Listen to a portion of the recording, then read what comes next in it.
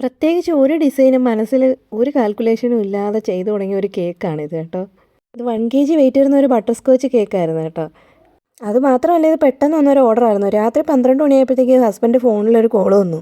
അങ്ങനെ call attend ചെയ്തിട്ട് husband വന്ന് എന്നോട് ചോദിക്കുക, നാളെ രാവിലെ ഒരു കേക്ക് കൊടുക്കാൻ പറ്റുമെന്ന്. ഈ 12 മണി തൊട്ട് കേക്ക് സ്റ്റാർട്ട് ചെയ്ത് തുടങ്ങിയാലല്ലേ ഞാൻ രാവിലെ ആ കേക്ക് ചെയ്ത് കഴിയത്തുള്ളൂ. പുള്ളിക്കാരൻ ജോലി കഴിഞ്ഞ് വന്നപ്പോഴത്തേക്ക് ലേറ്റായിപ്പോയി, അതുകൊണ്ട് വിളിച്ചു പറയാൻ പറ്റിയില്ല എന്ന് പറഞ്ഞിട്ടാണ് രാവിലെ കേക്ക് കൊടുക്കുമെന്ന് ചോദിച്ചത്. ആൾ നമ്മുടെ സ്ഥിരം കസ്റ്റമറാണ് കേട്ടോ. പക്ഷേ രാവിലെ കൊടുക്കാൻ പറ്റില്ല എന്ന് പറഞ്ഞപ്പോഴത്തേക്ക് പുള്ളി എന്നെ ആലോചിച്ചിട്ട് കുറച്ച് കഴിഞ്ഞ് വീണ്ടും വിളിച്ചിട്ട് പറഞ്ഞു, വേണ്ട, വൈകുന്നേരം കൊടുത്താൽ മതിയെന്ന്.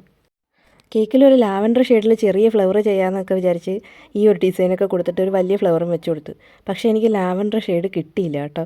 ചെയ്തു വന്നപ്പോഴത്തേക്ക് വേറൊരു കളറാണ് കിട്ടിയത്. എന്തായാലും ചെയ്തു വരുമ്പോൾ എങ്ങനെ ഉണ്ടോയെന്ന് നോക്കാമെന്ന് വിചാരിച്ചാൽ ഞാൻ ആ ഫ്ലവർ അവിടെ വെച്ചിട്ട് ബാക്കിയുള്ള പരിപാടിയെല്ലാം ചെയ്തുകൊണ്ടിരുന്നു. പ്രത്യേകിച്ച് ഡിസൈനൊന്നുമില്ല, നമ്മുടെ ഇഷ്ടത്തിന് തന്നെ വിട്ട് തന്നിരിക്കുന്നതുകൊണ്ടാണ് എനിക്ക് ഇത്രയും കൺഫ്യൂഷൻ. ഇത്രയും ചെയ്തു വന്നപ്പോൾ ഞാൻ എന്തായാലും ഒരു തീരുമാനത്തിലെത്തി, ആ ഫ്ലവർ അങ്ങ് മാറ്റിയേക്കാമെന്ന്. കാര്യം ആ ചെറിയ ഫ്ലവറുമായിട്ട് ഒരു ബന്ധമില്ലാത്ത പോലെ ഇരിക്കുന്നു. അങ്ങനെ ഞാൻ അതങ്ങ് മാറ്റി കേട്ടോ.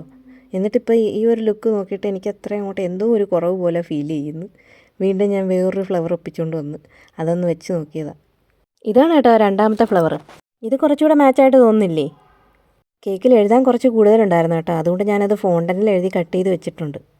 അപ്പോൾ ഇത്രയേ ഉള്ളൂ വീഡിയോ. അടുത്തൊരു വീഡിയോ ആയിട്ട് വീണ്ടും കാണാം കേട്ടോ. Okay, by.